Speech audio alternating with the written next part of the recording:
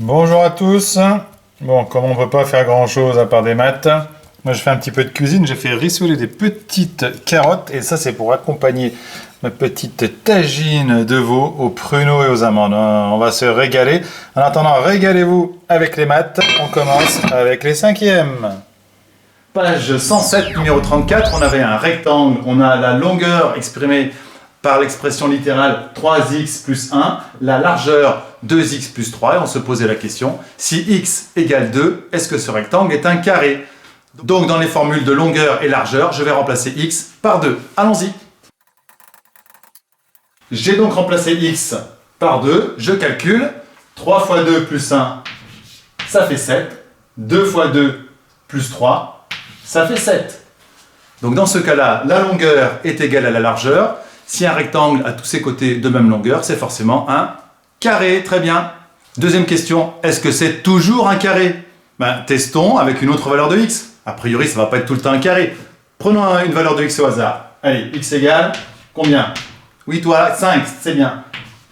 5, 3 fois 5 plus 1.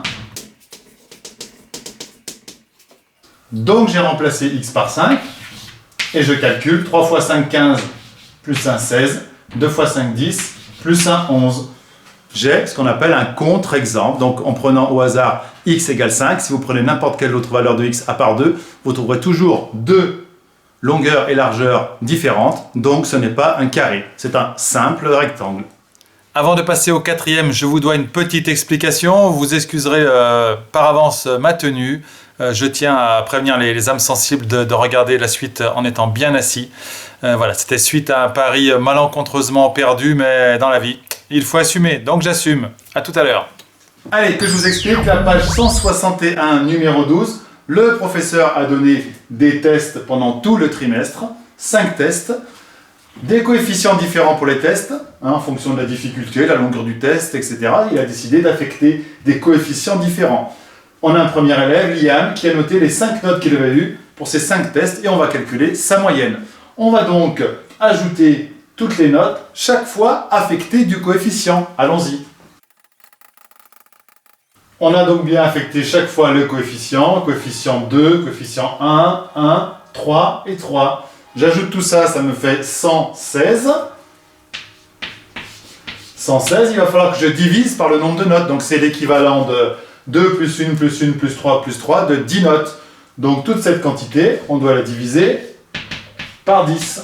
Donc 116 divisé par 10, on a la moyenne de Liam, 11,6 de moyenne ce trimestre. Se poser ensuite une question pour la petite Manon. Oh la petite Manon, Manon, je t'aime d'amour. Le problème de Manon est différent. Elle connaît 4 notes, la dernière note n'a pas encore été communiquée. Elle se dit, bien, quelle note il faudrait que j'ai pour avoir 14 de moyenne. Elle voudrait avoir 14 de moyenne. 14 de moyenne avec un total de 10 coefficients. 14 fois 10, il lui faut donc 140 points. Manon vise 140 points au total. On va calculer combien elle en a obtenu pour l'instant. On multiplie chaque note par son coefficient et on ajoute tout ça. Allons-y.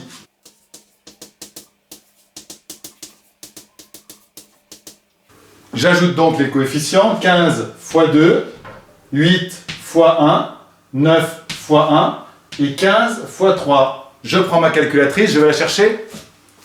Voilà, en fait, j'en ai pas besoin. Normalement, 30 plus 8 plus 9 plus 45, ça fait 92 points. Manon a obtenu pour l'instant, elle a engrangé, on pourrait dire 92 points. Pour aller à 140, il lui manque donc de 140 à 92, on fait la différence 140 moins 92. Il lui manque 48 points. Manon a besoin de 48 points pour avoir son 14 de moyenne.